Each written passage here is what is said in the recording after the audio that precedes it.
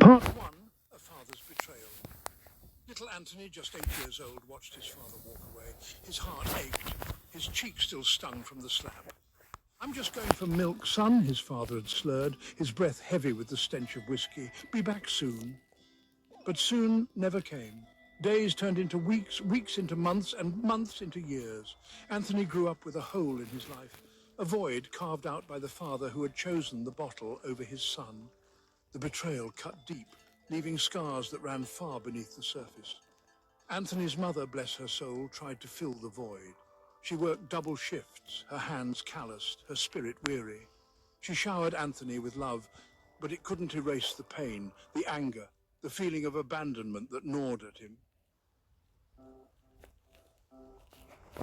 Part 2, A Promise Forged in Pain. One night, Anthony stumbled upon an old Jackie Chan movie on TV.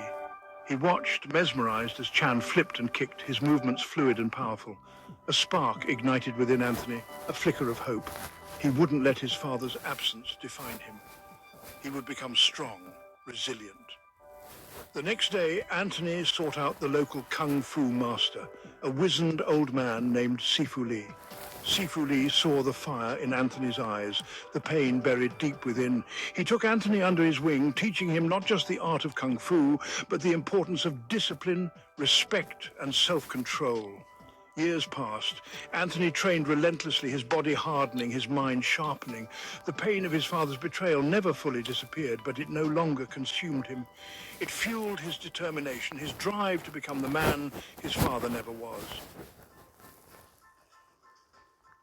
Part 3.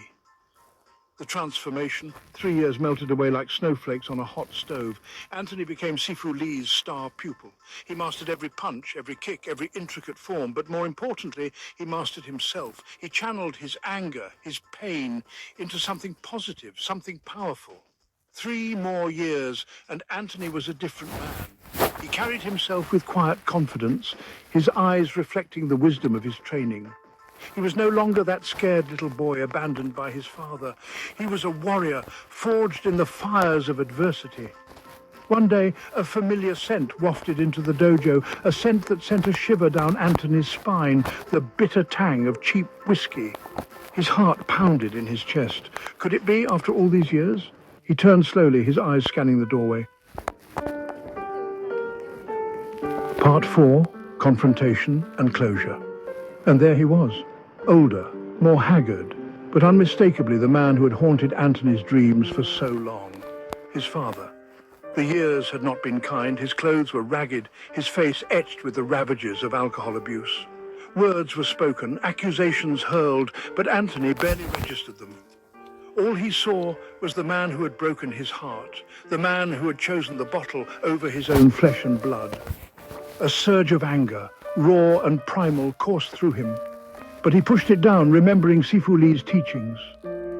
The fight was swift, almost a blur. Anthony moved with the grace and precision of a panther, his strikes lightning fast, his defenses impenetrable. His father, weakened by years of neglect, stood no chance. With a final decisive blow, Anthony sent his father crashing to the ground. As his father lay there, defeated, Anthony felt no joy, no sense of triumph, just a profound sadness. He had finally confronted his demons, but the victory felt hollow. He realized that some wounds even time couldn't heal.